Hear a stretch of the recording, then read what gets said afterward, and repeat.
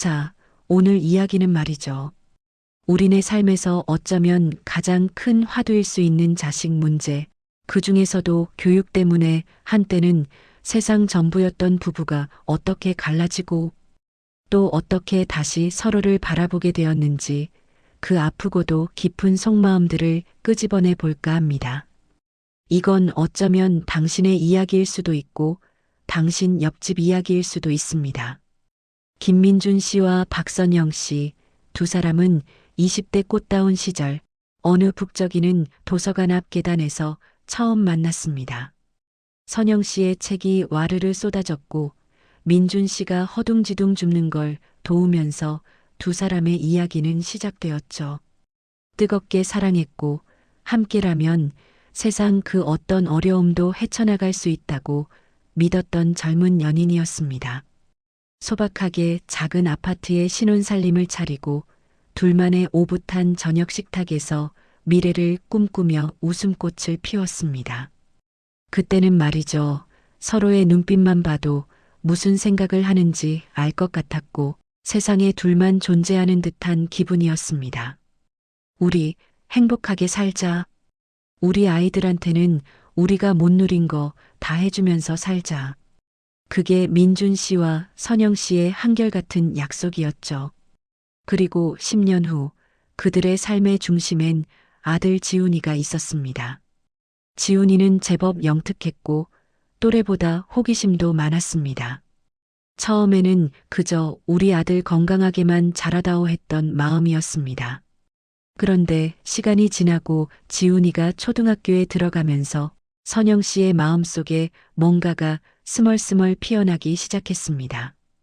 옆집 엄마는 아이를 어학원에 보낸다더라. 위층 엄마는 수학 선행을 시작했다더라. 학교 엄마들 모임에 가면 온통 아이들 교육 얘기뿐이었습니다. 선영아, 지훈이 이제 초등 고학년인데 이대로 괜찮겠어? 요즘 대입은 진짜 전쟁이라잖아. 주변의 말들이 선영 씨의 귀에 박혔고 불안감은 씨앗처럼 자라났습니다. 선영 씨는 지훈이의 미래를 위해 움직이기 시작했습니다. 좋다는 영어 학원, 수학 학원, 논술 학원을 찾아 헤맸습니다. 처음엔 지훈이도 호기심에 곧잘 따라가는 듯 했습니다. 하지만 점차 지훈이의 얼굴에서 웃음이 사라지고 주말에도 학원에 끌려가는 날이 많아지자 지훈이는 지쳐갔습니다. 민준 씨는 그런 지훈이의 모습을 보며 걱정이 앞섰습니다. 선영아, 지훈이 너무 힘들어하는 것 같아. 억지로 시키는 건 능률도 안 오르지 않을까? 좀 쉬게 해주는 게 어때? 민준 씨는 조심스럽게 말을 꺼냈습니다. 하지만 선영 씨는 단호했습니다. 당신은 뭘 안다고 그래? 요즘 세상이 어떤데? 애들이 알아서 공부하게 내버려 두면 낙오되는 거야. 나중에 지훈이가 뒤처져서 후회하면 어쩌려고 그래. 내가 다 알아보고 하는 일이야. 선영 씨의 목소리엔 날이 서 있었습니다. 선영 씨는 교육 관련 커뮤니티에 가입했고 밤낮으로 정보의 바다를 헤매며 성공 신화들을 탐독했습니다. 그녀의 머릿속은 오로지 지훈이를 명문대에 보내야 한다는 생각으로 가득 찼습니다. 지훈이의 성적이 조금이라도 오르면 세상 누구보다 기뻐했고 조금이라도 떨어지면 선영 씨의 얼굴엔 그림자가 드리웠습니다. 민준 씨는 그 모든 과정을 지켜보며 안타까움과 답답함을 느꼈습니다. 그는 밤늦게까지 일하고 들어와도 선영 씨의 관심은 온통 지훈이의 문제집과 학습 계획에 쏠려 있었습니다. 오늘 저녁은 라면 먹을까? 민준 씨가 툭 던지면 응, 알아서 먹어. 지훈이 영어 단어 시험 봐야 해. 이런 식의 대화가 일상이 되어버렸습니다. 가끔은 옛날 생각이 났습니다. 연애 시절 서로의 눈만 바라봐도 배불렀던 그때. 결혼하고 나서도 가끔 야근하는 민준 씨를 위해 직접 싼 김밥을 들고 회사 앞에 찾아오던 선영 씨의 모습. 그때 선영 씨의 눈은 반짝였고 얼굴엔 생기가 가득했었죠. 지금은 피곤과 짜증, 그리고 알 수 없는 초조함만이 그 눈을 가득 채우고 있었습니다. 여보, 우리 지훈이 말고 우리 얘기도 좀 할까? 민준 씨가 용기 내어 말하면 선영 씨는 지금 그럴 때가 아니잖아. 지훈이 중간고사 코앞이야. 당신은 나 몰라라 하고 편하게 살고 싶겠지만 나는 잠이 안 와. 하고 쏘아붙였습니다. 둘 사이에 따뜻했던 공기는 어느새 차갑고 날카로운 얼음 조각들로 가득 차버렸습니다. 서로 다른 방향을 보고 달리던 두 사람, 그 갈등의 골은 점점 더 깊어져만 갔습니다. 지훈이가 중학교에 진학하면서 선영 씨의 교육열은 극에 달했습니다. 친구들은 일찌감치 대치동 학원에 아이들을 보내고 있었고 선영 씨는 그들을 보며 더욱 조급해졌습니다. 여보, 우리 대치동으로 이사 가는 건 어때요? 거기 학원가가 워낙 좋고 분위기도 다르대요. 선영 씨의 제안에 민준 씨는 그만 할 말을 잃었습니다. 겨우 내 집 마련해서 살고 있는데 이제 와서 전세금을 더 올려서 학군 좋은 곳으로 이사 가자니. 선영아, 우리가 지금 무슨 여유가 있다고 그래? 대출금도 아직 한참 남았고 지훈이 학원비도 감당하기 버거워. 그리고 지훈이가 꼭 대치동에 가야만 공부를 잘하는 건 아니잖아. 민준 씨는 현실적인 문제를 제기했습니다. 하지만 선영 씨는 민준 씨의 말을 듣지 않았습니다. 당신은 왜 늘 그런 식이야? 애 미래를 생각하면 그 정도 희생은 감수해야지. 다른 집 엄마들은 다 그렇게 하는데 우리만 이렇게 안일하게 있으면 지훈이만 손해야. 선영 씨의 목소리가 점점 높아졌고 결국 두 사람의 대화는 늘 싸움으로 번졌습니다. 어느 날 저녁 지훈이가 모의고사 성적표를 들고 왔습니다. 선영 씨의 기대에 한참 못 미치는 점수였습니다. 지훈아, 엄마가 너한테 얼마나 공을 들였는데 밤낮으로 내 학원 스케줄 짜고 맛있는 거 해주면서 뒷바라지 다 하는데 이게 뭐야 이게. 선영 씨는 울먹이며 지훈이를 다그쳤습니다. 민준 씨는 그런 선영 씨의 모습에 크게 실망했습니다. 선영아, 그만해. 지훈이도 충분히 힘들 거야. 점수가 전부가 아니잖아. 민준 씨가 지훈이 편을 들자 선영 씨는 폭발했습니다. 당신은 맨날 그 소리. 당신이 그러니 지훈이가 뭘 해도 대충 하는 거야. 당신 책임도 커. 그날 밤 부부싸움은 극에 달했습니다. 선영 씨는 당신은 지훈이 교육에 관심도 없고 돈도 안 벌어다 주면서 내 희생은 알아주지도 않아. 내가 당신 돈 벌어달라고 했어? 나는 그저 우리 아들 잘 되라고 한 일밖에 없어. 라고 소리쳤습니다. 민준 씨는 내가 돈을 안 번다고? 밤낮으로 코피 쏟아가면서 일하는 건 안 보여? 당신이 매달 쓰는 학원비가 얼마인지 알아? 나라고 힘든 줄 몰라? 지훈이도 힘들어하는 거 안 보여? 애가 이러다 병이라도 나면 어쩔 거야. 라며 맞섰습니다. 서로의 상처를 헤집는 말들이 오고 갔고 결국 선영 씨는 그럼 나 혼자 키울게. 당신은 아무것도 하지 마. 지훈이랑 나랑 둘이 살 거야. 하고 외치며 안방 문을 쾅 닫아버렸습니다. 민준 씨는 멍하니 거실에 앉아 있었습니다. 사랑했던 선영 씨의 얼굴은 어느새 차갑고 무섭게 변해 있었고 그들의 집에 더 이상 온기는 없었습니다. 며칠 후 민준 씨는 선영 씨로부터 이혼 통보를 받았습니다. 선영 씨는 더 이상 당신과 함께 살면 지훈이 교육에 방해가 될 것 같아. 당신은 너무 부정적이고 나를 이해해주지 않아. 우리 헤어져서 각자 사는 게 지훈이한테도 더 좋을 것 같아. 라고 했습니다. 민준 씨는 큰 충격을 받았습니다. 자식 교육 때문에 부부가 헤어진다니 상상도 못했던 일이었습니다. 그는 선영 씨를 설득하려 했지만 선영 씨의 결심은 단호했습니다. 우린 이미 너무 멀리 왔어. 당신과 나는 지훈이 교육관부터 모든 게 달라. 같이 있는 게 서로를 갉아먹는 일 같아. 결국 민준 씨는 선영 씨와 지훈이를 두고 짐을 꾸려 작은 원룸으로 이사했습니다. 텅 빈 원룸에서 민준 씨는 한숨만 쉬었습니다. 벽에 걸린 낡은 결혼사진 속 환하게 웃고 있는 젊은 부부의 모습이 너무나 낯설게 느껴졌습니다. 이게 정말 나에게 일어난 일인가? 그의 눈에서 뜨거운 눈물이 흘러내렸습니다. 자식의 미래를 위한 길이라고 했지만 정작 그 길에서 가장 소중했던 가족을 잃어버린 것 같은 상실감이 그를 덮쳤습니다. 그들의 관계는 그렇게 벼랑 끝으로 몰려버렸습니다. 민준 씨가 집을 나간 후 선영 씨와 지훈이의 생활은 크게 달라진 것 같지 않았습니다. 아니, 겉으로는 더 치열해졌다고 해야 할까요? 아빠가 없어지자 선영 씨는 지훈이의 모든 것에 더욱 집착했습니다. 아침 일찍 지훈이를 깨워 등원 준비를 시키고 학교가 끝나면 곧장 학원 뺑뺑이, 늦은 밤까지 문제집을 붙들고 씨름하는 지훈이를 옆에서 지켜보는 선영 씨의 얼굴엔 늘 피로가 역력했습니다.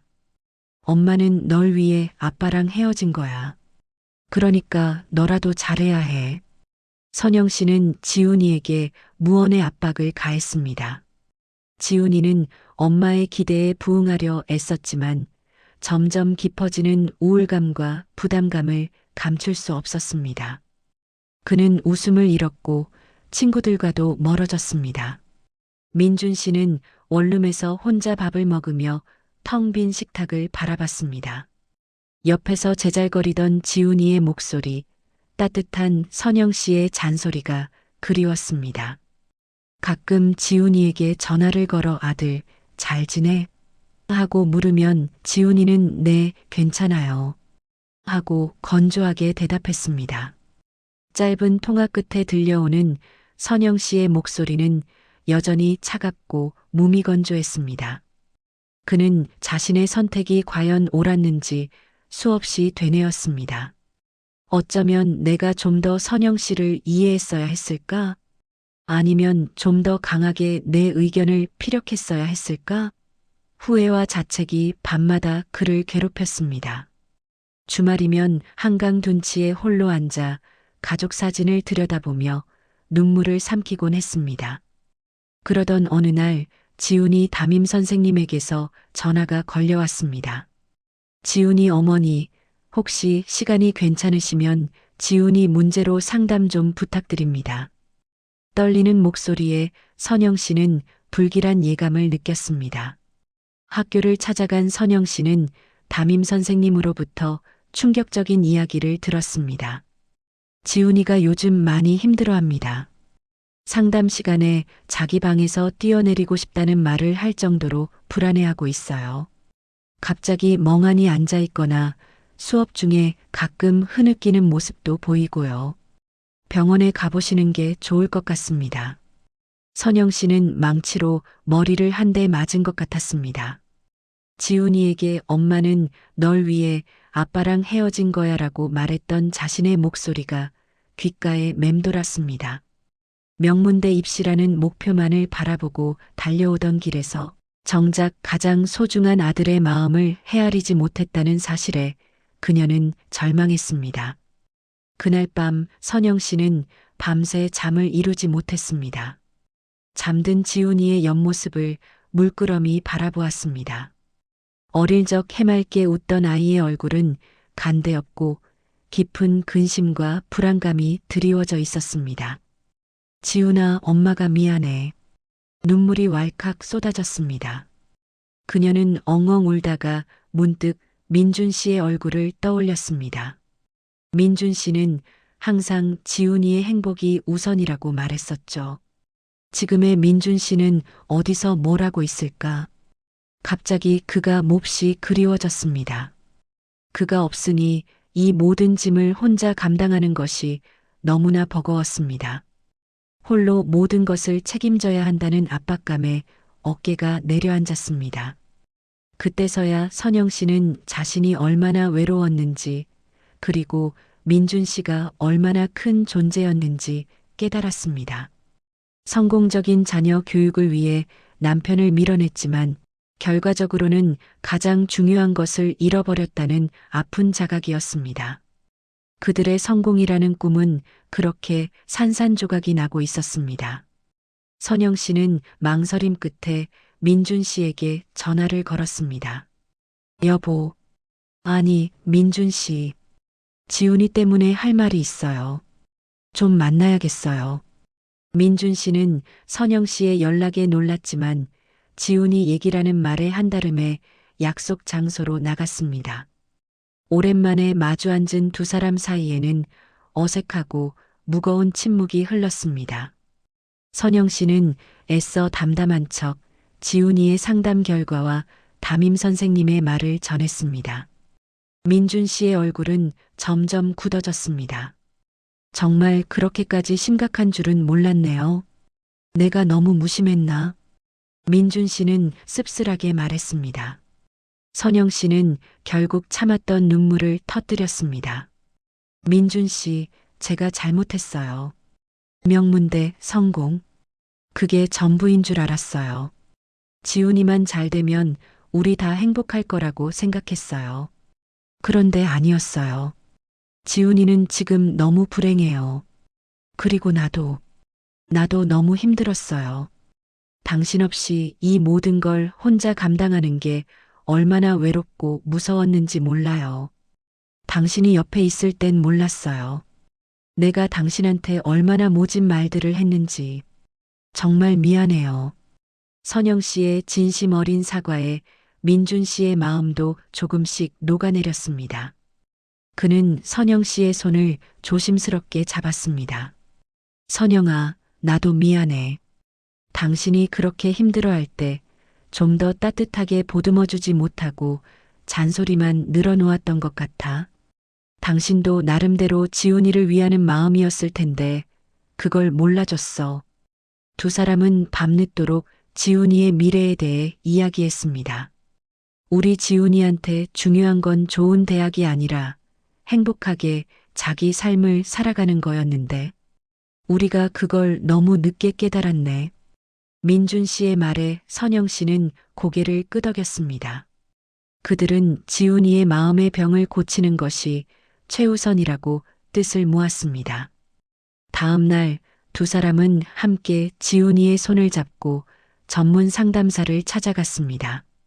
처음에는 말없이 앉아있던 지훈이는 부모님의 따뜻하고 진심 어린 눈빛에 조금씩 마음을 열었습니다. 엄마, 아빠, 저 그냥 너무 힘들었어요. 제가 못하면 엄마, 아빠가 저를 미워할까봐 계속 공부해야만 하는 줄 알았어요.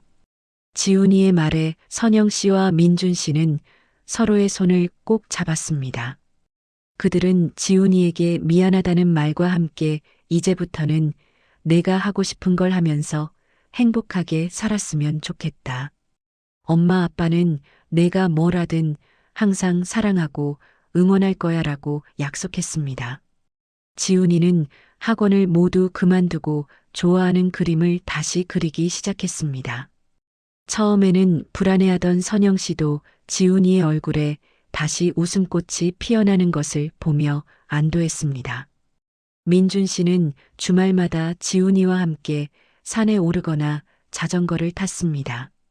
예전에는 꿈도 꾸지 못했던 평범한 일상들이었습니다. 두 사람은 다시 같은 집에서 살게 되었지만 예전처럼 뜨겁게 사랑하는 부부라기보다는 지훈이의 행복을 위해 함께 노력하는 동지이자 친구 같은 존재가 되었습니다. 서로의 존재를 감사히 여기고 서로를 존중하며 무엇보다 아이의 웃음을 지키기 위해 노력하는 삶을 선택했습니다. 그들은 깨달았습니다. 진정한 행복은 거창한 성공이 아니라 서로의 존재를 인정하고 함께하는 평범한 일상 속에 있다는 것을요. 멈춰 섰기에 비로소 보인 소중한 가치들이었습니다. 우리 중년의 삶은 자식 교육이라는 거대한 파도 앞에서 얼마나 많은 것을 잃어버리고 살아가는지 모릅니다. 때로는 그 파도가 사랑하는 배우자와의 관계마저 집어삼키죠.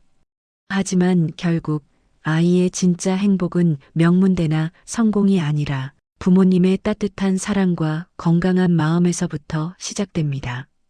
잃어버린 것을 후회하는 대신 지금이라도 멈춰서서 서로의 손을 잡고 우리 아이의 눈을 깊이 들여다보는 용기가 필요합니다. 배우자에게 그리고 자녀에게 괜찮다, 사랑한다고 말해줄 수 있는 오늘이 되기를 바랍니다.